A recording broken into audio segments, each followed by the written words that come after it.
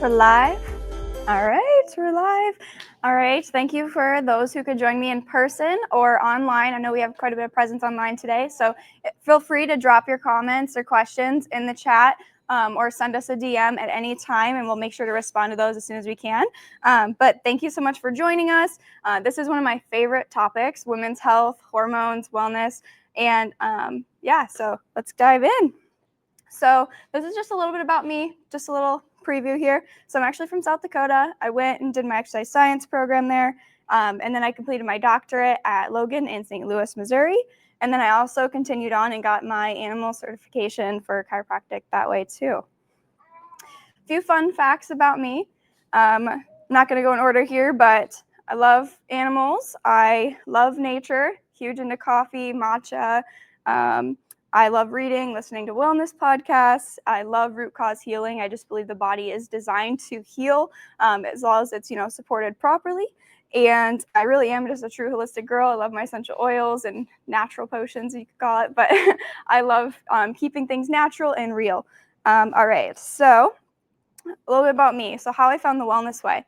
So in college and throughout graduate school, I started developing a lot more symptoms that I just thought were kind of normal in today's society. And I was like, well, it's just normal. When you're a female, you go through some of these things. But I, went through several sports injuries, concussions. I had a lot of fatigue, even to the point where it almost felt like I was sedated a little. Like I was just completely exhausted, had no energy. Sometimes I felt like I was just there, but not there. So that was definitely a wild time when just feeling that depleted. I had low blood pressure, so dizzy when standing, different things like that.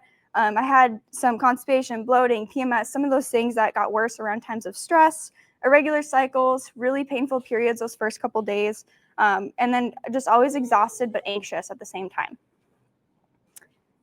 So one of my favorite quotes that I love, Dr. Jennifer, another doctor here, she always likes to refer to it, but listen to your body when it whispers so that way you don't have to hear it when it screams. So I really like this one because, there's a lot of whispers that we should be listening into. It just takes the right time and energy to fully listen to them. And so these are some examples of sometimes when your body whispers. So if you look up on the screen, just kind of take a minute to look through some of these. But a lot of these symptoms are these whispers I'm talking about that your body is trying to communicate with you. A lot of hormonal stuff, it's the body's way of communicating and sending these signals to you to let you know there's more going on. So sometimes too, when you're so used to all these symptoms, we forget how well we can actually feel too. So I'm going to dive in just a few stats about women's health. Welcome. Thank you for joining, guys. Oh, no, don't worry about it. So PCOS becoming more and more prevalent nowadays. We've got 6 to 13%, and it's actually the most common cause of infertility right now. Endometriosis rising 10 to 20%. PMS or PMDD, so that premenstrual syndrome, increasing as well. And then lack of sex drive at 43%, fibroids, and increasing in risk as you age. And infertility, 1 in 8 couples actually struggle with infertility. That is a crazy number right there. And then just horrible menopause, 75% are experiencing at least hot flashes or other menopausal symptoms right now. A couple more stats here. So this is talking about basically people who get pain during their period, and at least 30% are getting irregular cycles, whereas 84% are having painful cycles. So this is not a stat that I would love to be comfortable with right now. Let me tell you, painful and irregular periods, they may be common, but they are not normal. All right. So I'm actually going to dive in a little bit into birth control just because it is a very popular medicine out there. A lot of people are taking it, and it's good to just better understand what it is and what's going on with it. So whether you've been on birth control, know someone who has been, it's important to talk about these things. So birth control, the main reason a lot of people take it is to prevent pregnancy, but a lot of people are actually taking it not even for that reason. A lot of people are taking it just to control acne, or, oh, I had painful periods, I'm going to go on birth control. There's a lot of different things out there that, maybe it wasn't intended for it, but now it's starting to become this masking approach to a lot of these symptoms we're experiencing. So how does it work? So essentially, birth control is going to stop ovulation, so pregnancy can't occur. And what it's going to do is it's going to suppress that communication between the brain and the ovaries so that way it can't ovulate. And then it'll do some other changes throughout the cervix and stuff and the uterine lining. But your body is so smart. It knows when you're taking this synthetic hormone, and now it's going to suppress its own making of it too. It doesn't actually regulate hormones, but it actually suppresses them. It shuts them down, even to as low as levels of like the menopausal, postmenopausal ranges. So it's important to know that it's really just trying to mask symptoms, and it's acting as this endocrine disruptor, this hormone disruptor right now. And they actually talk about it in the toxology reports as being an endocrine disruptor.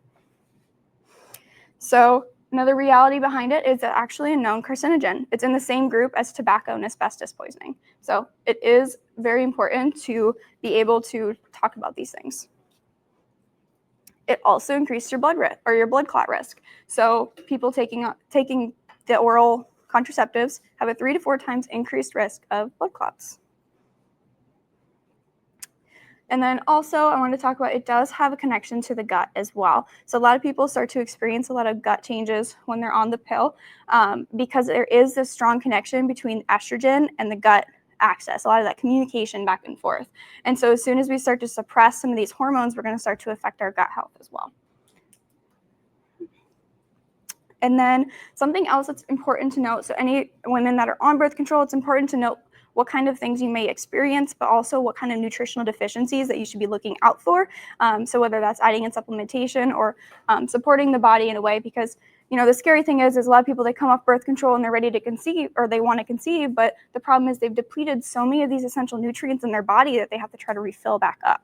So making sure that you understand, it is going to suppress some nutrition aspects, and to have that properly tested as well. So next I'm going to dive into the Swiss Watch principle. So this is one of the ones that we talk about here at the Wellness Way a lot. The Swiss Watch principle essentially is we've got our nervous system in the middle. This is our master coordinator. It, protected by the spine for its own protection. It is communicating with every system in our body. In doing so, as soon as we start to have any kind of system changes, maybe it's acne or muscle pain or hormonal imbalances that a lot of us may deal with, it's going to affect the whole body as a whole. So imagine this gear system and you throw a little rock in it, or one of the gears starts turning slower. It's going to slowly start to affect everything else in relation to that. Another analogy I want to quick talk on is our fireman-carpenter principle. So it just kind of outlines our approach and what makes us different. So I want you to imagine you're driving home. This is your house or your apartment on fire. So what are you going to do? You're going to call 911, right? You're not going to be crazy. You're going to call the fire department. They're going to come in and they're going to put the fire out. Well, in doing so, they, rip picture frames off the wall, whatever they do, because they're trying to put the fire out. They're trying to spray with their axes and their hoses, and they're trying to take down the fire. So I want you to also think of this as like your medical system. You have a heart attack. Sorry, I just hit my mic. You have a heart attack. You're going to go to the ER. I'm not going to tell you to go stand on the vibe plate or get adjusted if you're having a heart attack. I'm going to send you to the ER. we're going to make sure that you're in the right hands when it comes to those fires happening in your life. So I want you to also think about, once the fire's put out, then who are you going to call? You're not going to continue to call the fire department to put out the fire. It's already out. They're not going to come in and rebuild your home. It's going to be the carpenter. So we're the carpenter docs. So we're going to make sure, that house that we just, put the fire out is able to be lived in again. So as a carpenter doc, we really just want to make sure that we're supporting the body so that way it can start to heal and function again as it should. So back into the hormones. So did you know, as a cycling female, you're 4 different women every month? So really, when you're standing at the altar saying, I do, your husband should really say, I do, I do, I do, and I do, all 4 times. So we're going to dive into this, but every week of your cycle is different.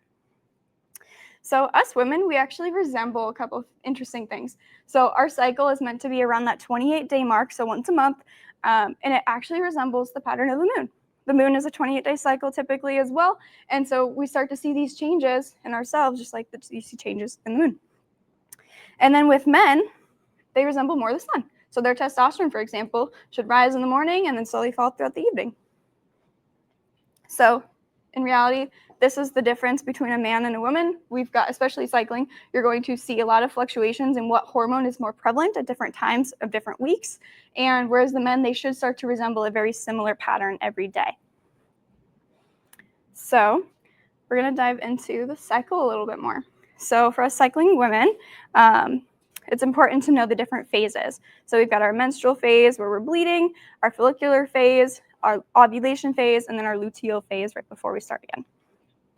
So our menstrual phase is usually the first 7 days. So it's actually important that we're bleeding 5 to 7 days. If we're only bleeding the first couple of days, that should be a red flag. There's something going on right now that your body's shedding tissue really, really fast. There's some kind of hormonal imbalance going on, and it's important that we address those things. But with menstruation, we're actually going to see a drop in a lot of our hormones. So that's usually when we're at our lowest. Our estrogens, our progesterone, everything is at its low, and we're shedding that uterine lining, hence the bleeding. So during this time, I'm going to dive into some other exercise-related things that you can do to support yourself, but this might be a time where you're doing more low impact, just because, you could be very exhausted too with all that blood loss, but low intensity movement. I love my vibration plate, just standing on that, making sure you're getting good blood circulation, going on long walks. That's a great time just to go for walks and keep your body moving, but just in a different way. And then making sure you're hydrating, especially with, losing blood. You want to make sure you're hydrating, making sure you're getting enough electrolytes. Electrolytes are huge too, because of, if you're getting any cramping too, that could also be a signal that there's some imbalances going on there. Make sure to keep inflammation low. As soon as that inflammation starts to increase, we might see an increase in like the prostaglandins, which is like a pain signaling molecule, which can cause more pain. And then rest, recover, making sure to treat yourself, because this is like the beginning of a new moon again. So we're repairing and building, or we're shedding so that way we can rebuild. All right. And then we're going to go into a follicular phase. So follicular phase is my favorite, actually. It's when your estrogen levels start to increase. Not yet your progesterone yet. That one stays kind of low at the beginning. And then this is the time where you're going to have better insulin sensitivity. So you're easier at digesting, metabolizing like carbs and things like that for fuel source. You're going to feel an increase in your exercise performance. I love this phase for really working out and starting to get into my heavier lifts, or going to like more HIIT yoga, different things like that. So estrogen will start to rise slowly. So the first couple of days of the cycle, you may not feel as much of a difference in that follicular phase, so that day 7-ish. But as soon as you start to get closer to ovulation is when you'll start to really feel that peak in energy. This is actually a great time to lean into a lot of creativity, planning events, a lot of our natural intuition on problem solving, and really getting into like new projects, new creative things. This is a great time to do that. And then energy levels, like I said, are going to be higher, and your workout performance and recovery should also mirror and be a little bit better too. All right, ovulation. So this one is literally the main event. So we've got our period, but that's leading up to what the actual main event is, and it's ovulation. So ovulation is a really short phase when we release that egg, and conception, pregnancy can occur, but this is that shorter phase. And so there's an LH surge, a hormonal surge that happens right before you ovulate, and it triggers the release of the egg itself. So this is the peak ovulation or fertility window when you can conceive, estrogen will peak. And then all of a sudden, you're going to have a boost in energy, mood, sex drive, everything's going to go up. Sometimes that's the best day of the month. You feel great. And then you're even going to see a rise in testosterone, which could be a result of that higher libido, higher sex drive as well. Brain-wise, you may feel a little more flirty, social. You want to get out. You want to hang out. You like to just sit and talk with people more. You're going to want to do, again, more bigger projects and just using that energy in a productive way. And then making sure to lean into that connection with your fellow women or husband or man in your life, and then just really finding a good time for you. So luteal phase. So this is the one that a lot of people think, oh gosh, the week before my period, it sucks. Well, it should not. This is ideally that week before the period happens, but this is when progesterone is going to rise. So this is the opposite of what we saw in the follicular. So instead of estrogen being at the highest, we're going to start to see a rise in progesterone. And progesterone is going to have a couple of different effects on the body than your estrogens do. So when this happens, you may have a little bit more of insulin resistance, so maybe feeling a little more bloated sometimes, or just not being able to digest the carbs as well as you were before. You may start to see some changes with cortisol as well. So progesterone, I'll get into this a little bit later, but progesterone is actually a precursor into our hormone cortisol. And cortisol, that means stress hormone. So as soon as we're super, super stressed, right, and our body's like fight or flight, always on the go, always in stress, whether it's work, home, whatever it is, we're going to start to drop a lot of our progesterones into cortisol, and then that progesterone that should be high may not mimic as it should. And then, of course, if that progesterone starts to tank is when we start to see a lot of symptoms like PMS. So the irritability, the bloating, the mood swings, feeling just irritable all the time. A lot of that can relate to a lot of that hormone imbalance happening. And then, okay, what else do I want to say here? And then making sure to manage stress because of that and do a lot of self-care. So with this time is when you want to be cautious of making sure you're not overdoing it too in the gym. So if you're really stressed at work, adding a bunch more stress to the gym too, maybe you want to lean into more of like the light Pilates for a little bit, or like lighter yoga. I meant yoga, not Pilates. Pilates can be pretty intense at that time. But just kind of listening to your body, it can take time. But if you're in an exercise situation and you feel irritable, like I just can't handle this today, that's usually your body's intuition of telling you, like, maybe you just need to step back, do a little bit lighter movement, go for a long walk, find a different way that suits your body that day. So don't want to leave my other girls hanging. We've got menopause here. There's a lot that goes into menopause. So a lot of times people think of menopause as this disease, this condition, but in reality, it's just a phase of life. So when it's this phase of life, it should be very freeing and uplifting. It shouldn't be this time where everybody dreads it. So in menopause, so we've got our prepubescent years and then our cyclic years where our hormones are usually up higher, and then menopause. It should drop down, but it should not drop down lower. It should stay kind of at a steady, like right here. So, and hormones do not just go away in menopause either. So a lot of times it's important to consider, where your hormone levels are, but also how they're converting. So we'll get into that too. But as soon as we look at hormones, we want to make sure they're not converting into dangerous pathways that could lead to oxidative DNA damage and further on to things like cancer. It's really important to know how your body's handling those. So the typical response to our menopause, perimenopause, it really is like, oh, let's just take it out. Then you don't have to deal with it. And so there's actually 600,000 performed a year. That's actually a requirement in some schools that they have to do so many before they can graduate. Crazy. So we're going to dive in a little bit into what makes hormones. So a lot of women that end up getting the hysterectomies, they gain weight or they just can't lose it. They try everything. That's when they hit the gym extra hard and they see nothing. Well, when your ovaries run out of eggs, essentially, and you stop producing as much hormone from your ovaries, you're going to have to lean into supporting your adrenals, because next, your adrenals have to produce a lot of the hormone. So if the ovaries aren't producing at that phase anymore, your adrenals are going to be responsible for a lot of the hormone production. But our adrenal glands, that sit on top of our kidneys up here, they can be easily fatigued when we've been through a lot of stress throughout our life. It really just does build up throughout life. And then in that menopausal year is when we start to feel a lot of those changes. So as soon as the adrenals start to fatigue, that's when we rely on adipose tissue or the fat tissue. A lot of times we start to see it around the abdomen, the waist. That adipose tissue helps you convert hormones. So as soon as the adrenals are feeling pretty fatigued and we don't have the ovaries to produce anymore, our fat tissue is how our body is going to produce some of these hormones. Our body is so smart, it's not going to let you burn the fat when it needs it to survive. So a couple symptoms to talk about here. In menopause, a lot of people think hot flashes, you gain weight, you feel tired, you lose hair, you have to go on hormone replacement therapy because your hormones are too low. But in reality, you really shouldn't have to you shouldn't have to feel a lot of those things. A lot of those things are the common symptoms that we hear, but they're not normal. So through the wellness way, we believe that the body, when under good support, should, supported adrenals, basic regular exercise to support bone density, having some herbal supplements and different things that support exactly what's going on with their hormone metabolism, whether it's gut health, immune system, having a balanced diet and maintaining life so that way your hormones can stay at this levelness that they should versus kind of going haywire or too low. So how do we support each phase through the menstrual cycle? So one of the quotes I actually really like, it actually came across one of my apps the other day where you can track your cycle, but it says caring for your cycle is caring for yourself. And it's so true.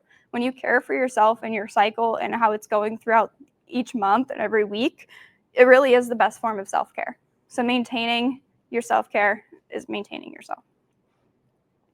So here's actually some ways to track your cycle. So if you're not already tracking your cycle, it is very, very important, especially if you ever want to test your hormones and see how they're doing. You really need to know exactly how many days your cycle is, and if you can start to lean into your body's cues and figure out maybe when you're ovulating, because it's really important to actually test after ovulation, about 5 to 7 days after ovulation. So if you had a 28-day cycle, it's more of like that day 19 through 21. So it's really important that you test at the right time so that way you see the accurate results and you're not swaying them.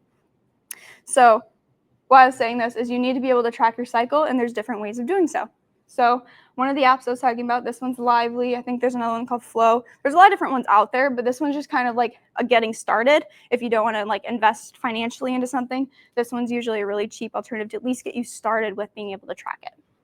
Next, we've got different temperature sensing ones that help you figure out when you're ovulating too. So this is the Oura Ring, and then we've got Natural Cycles here. That one's one of our favorites in the office because it really just helps it just really helps you tune in to figure out what your body is responding to every day. It looks at sleep stats, it looks at temperature, it looks at all kinds of things. So that one is a really favorite of ours. And then we've got our ovulation strips. So that's something that you can always do too, just to figure out when ovulation is actually occurring. Aneto, this one's neat because it looks at every single time you test. It looks at how your hormones are doing throughout the phase. And then this one does it similar to with the Dutch test, the cycle mapping. Oops, let's do that. Okay. Anyways, so hormone fluctuation wise, when we're a different person every week with our different hormone fluctuations, so should our workouts be. So this was kind of a chart that was put together in kind of a way I was explaining earlier of each week and how you can exercise differently to support your hormone levels. So if you want to take a screenshot, take a picture of that, that's a really good resource to help you get started and figuring out, maybe along your cycle, what is actually best each week. So I'll let you guys take a quick picture of that, screenshot it.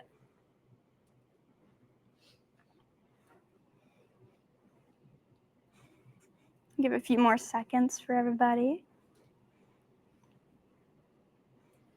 Awesome. All right. So the next thing I want to go into here is a cycle guide. So I actually put this together a little bit ago. It's another great resource to help you get started. I wanted to make something that I could just give somebody like, hey, here's an example of how you can get going with the exercise habits that you want throughout your cycle. Talks about each phase briefly. And then it even gives you an example exercise plan, like day 1, do light yoga and stretching, day 2, do this. So it gives you ideas too for a 20-day cycle. And then of course, if your cycle is 29 days, just kind of look at it and shift it just slightly if you need to.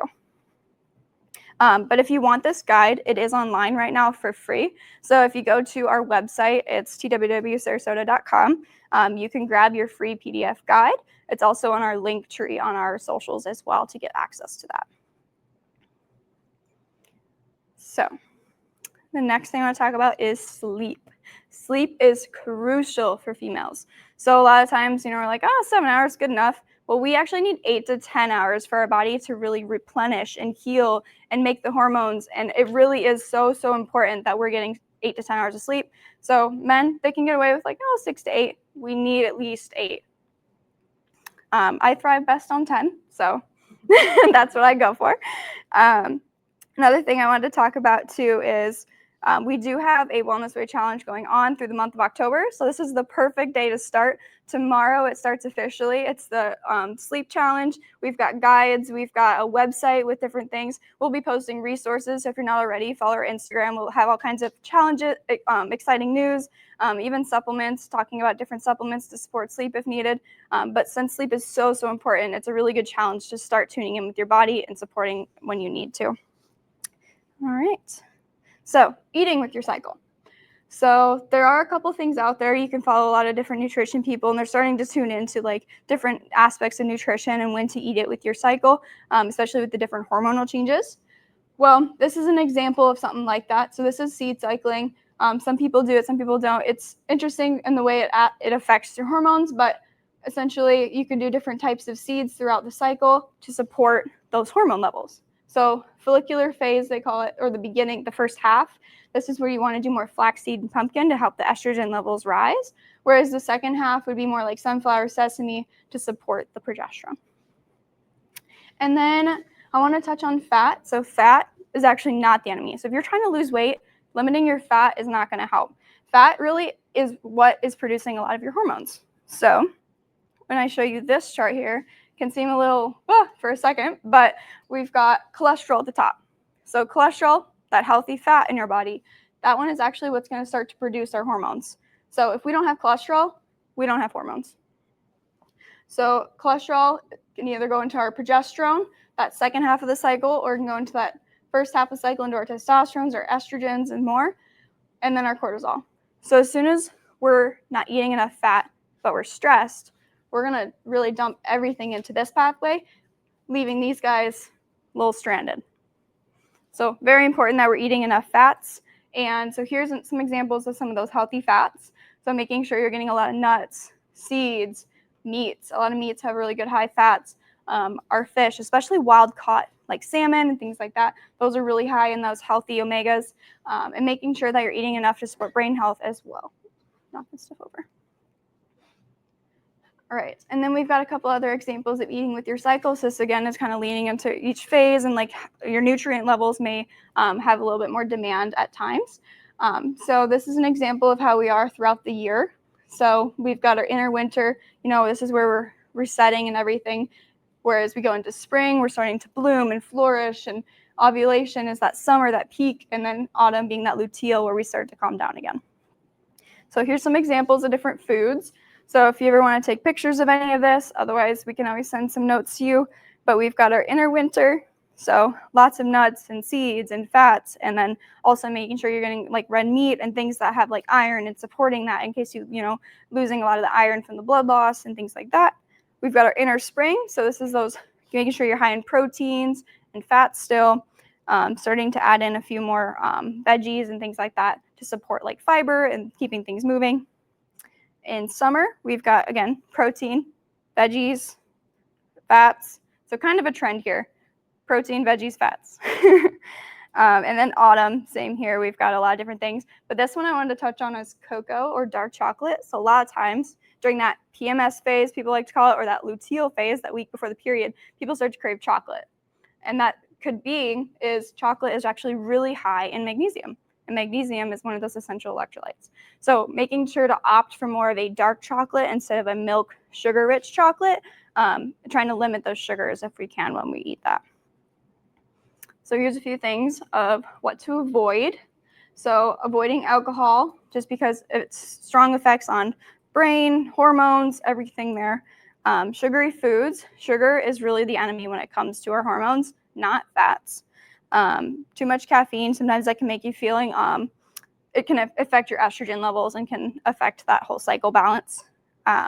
Too much soy or other things that mimic estrogen, so phytoestrogens or foods that mimic estrogen.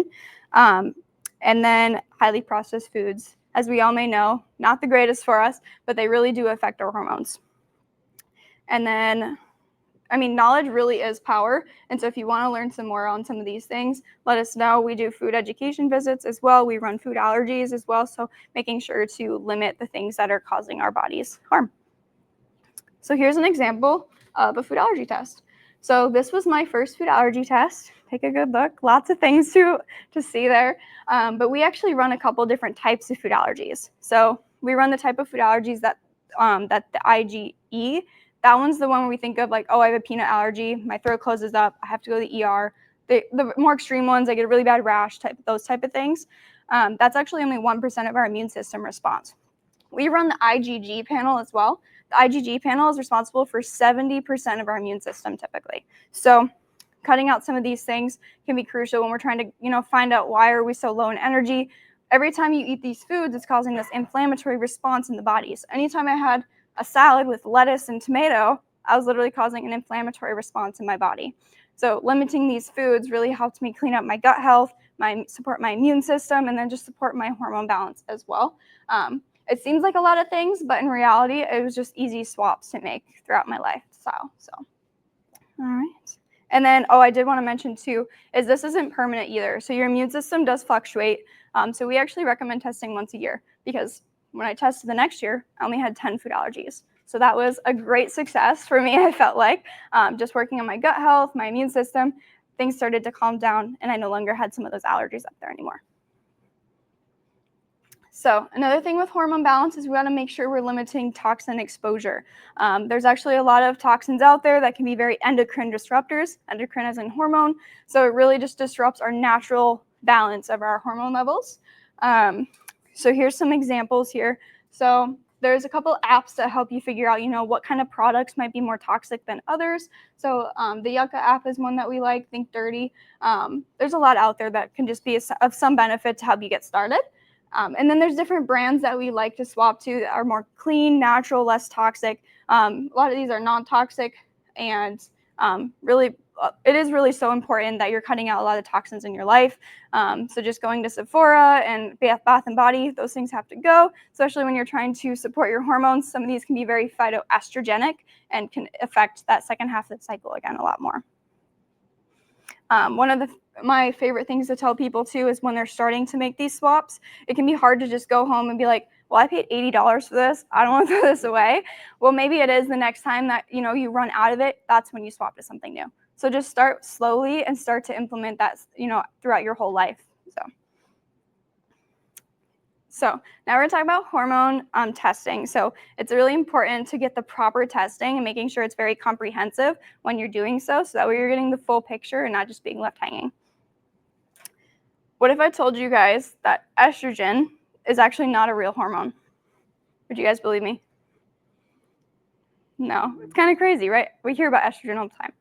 So there's actually estrogens. It's a family of hormones. So these are all different types of estrogen or estrogens. And we actually test several of them and how your body is actually metabolizing them. So it's really important to know the balance between them because they have different properties in the body. So in doing so, we actually have a golden standard test that we recommend, and it's the Dutch test. It stands for Dried Urine Testing for Comprehensive Hormones. It is phenomenal. It really breaks down all kinds of pathways here. So it goes into our estrogen metabolism, our testosterone, our androgens, looks at, if we have preferences from side to side. It looks into organic acids and some neuro-related markers here too, as well as our cortisol response. So I really like this one here too because this was actually mine right here. And I was super deficient. So those times when I talked about how I felt super low, like I was just so fatigued that I felt like I was just there, like I was floating, I felt sedated almost at that point. My cortisol was so tanked throughout the whole day, I was just floating. So it's really important to have that to validate not only what's going on, but how to approach the treatment with it too. Because sometimes we start to see different patterns, which everybody has their own pattern. It's just important to make sure it's in the right realm. All right. And then we've got our blood work too. So this one's usually the most common that we get done when we're testing hormones, but it's important to actually pair these two together. So blood work here is going to tell you what's in the body actively, whereas the Dutch test is going to tell you what's coming out. So this one's a urine test, and it tells you how you're metabolizing it. So it's important to have both of them at the same time so we have a complete picture. And then that's just talking about the Dutch test here. So here's a few more closer up pictures here. So that's that cortisol response I was talking about. So super low when it actually should have been more up here. So I wasn't even getting a peak throughout the day like I was supposed to. I was just very low, and then it showed about how I was producing it here too. Up here points out different pathways of the estrogens. So we've got protective pathways, and then this red one here, this is the one that actually is really important to have done, especially if you're taking any HRT, hormone replacement therapy, or just like having a history of cancers and stuff, because this one can bind to DNA and cause damage and cancers and things like that. And so it's really important to know that you're not converting too much down that pathway. And then there's another example of that comprehensive blood work, just a little zoomed in here, with examples of testing all the way into like, our anemia panels, our cortisol, our vitamin D, and then all of our different estrogens. We got estrone, estradiol, DHEA, and so really having a good comprehensive look, as well as looking at the thyroid and things like that too. So hormone testing will tell us what's going on. So now we know the what's happening. But we also need to know the why behind what's happening too. So as soon as we have a good look on the hormones, it's also important to know why your hormones look like that. So there's a lot of different testing out there, whether it's looking at toxin exposure, nutrient status, our gut health, our immune system, our food allergies. There's all kinds of options out there. So that can feel overwhelming sometimes when you're like, okay, I definitely want to get started, but where do I start? That's what we're here for. We really help you figure out what testing is the right time for you. So we challenge you to think differently. It's important to think differently when we're thinking about our female health. And so now that I've heard your story, or now that you've heard my story, I really want to hear your guys's. So if you're not a patient in the office already, I do have a special coming up that I'll show you here in a second. But let this be the year that you take your health back, your hormone balance, and really put more investing into yourself. So I'll talk briefly about the new patient appointment. So this one, we sit down, 40-minute appointment, we sit down, we go through a whole comprehensive list of just different questions, get to know, what's going on, and really help you figure out, maybe the root cause of what's going on, figure out what kind of hormone testing or other testing would be appropriate at that time. So sometimes we don't even start with hormones. Sometimes we actually start with gut health, the immune system. It really just depends on what we find the most important during that time we talk. And then leading up to the hormones, because like I said before, sometimes the hormones tell you what's going on, but not why. So it's important to know both situations. So if you're looking into next steps, we do that comprehensive history appointment. We actually look at external labs. So if you've done previous hormone testing or stool testing or anything like that, you can bring that in. We'll also review that at the time with you as well. We'll give you that recommendation for what lab testing to do. And then we'll also do x-rays and a report of findings to go over that as well. So here's a scan code. So if you guys want to take a screenshot or take a picture of this, this takes you directly to book with us if you're interested in starting that new patient appointment. And then I'll have another one here on the next screen too. So this one, I also want you guys to take a screenshot and a picture of. This is all of our socials and everything going on right now. We've got some different Facebook groups that are really supportive and helping you make those swaps throughout, your life, because it is a lifetime journey of figuring out, how to support your hormones and how to support yourself. But there's a lot of good education on here. So always posting lots of educational reels and posts with little things that you can add to your life all the time. And then tonight only, if you guys aren't already, if you're a new patient and book with me, you'll receive a $75 voucher towards the labs that you get, that we request or that we recommend to you during that new patient appointment. So we're literally paying $75 towards your labs after that new patient appointment. So just remember, the greatest investment you'll ever make is in yourself. You're worth it. And here's another QR code for you guys to scan. I know I had a lot of pictures up there, just that way when you look through that camera roll, you've got lots of pictures to remind you. But this one here is a link tree. So this one's going to be the guide I talked about. It's going to have a lot of other guides on there too, talking about the sleep challenge, other resources. If you want to book a complimentary phone call, you can do that as well as booking an appointment. So the last thing I wanted to touch on too is we actually have a women's summit coming up. So that one is on October 18th. We've got some more information right here too, but that one is a half-day retreat here at the office. We've got a lot going on for it. I'm really, really excited about it. We've got a low-impact bar class going on. We've got a meditation class. We've got Cycle is Your Superpower talk, a cortisol crash course, and then also a little DIY of supporting your immune system with flu season and everything coming up, just natural support tips for yourself. But again, October 18th, 10 a.m. to 2 p.m. right here at the Wellness Way. We'll also have a bunch of vendors too from the area with a lot of cool things to shop. So if you have questions about that, that is also on our website, or you can reach out to us. So, all right, do you guys have any questions for me? I'm ready. If you have them online, make sure to just drop them in the comments. I have one. Yeah. I don't know if this is maybe a time like for an appointment, but talking about like testing hormones and being able to know where you are within your cycle. If you're like on the pill or an IUD or something like that, how can you get true testing? Like say IUD, for example? So if you had any form of birth control like that, it's going to suppress your hormones pretty low.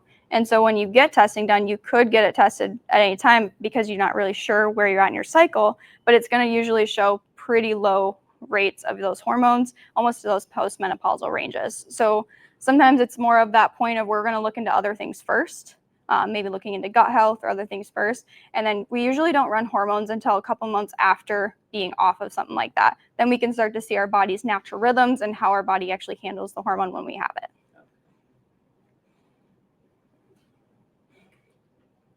Any other questions? Thank you. Anyone else have any questions about your cycle, nutrition, anything like that? Hormone testing, what that looks like? So if hormone testing is low, if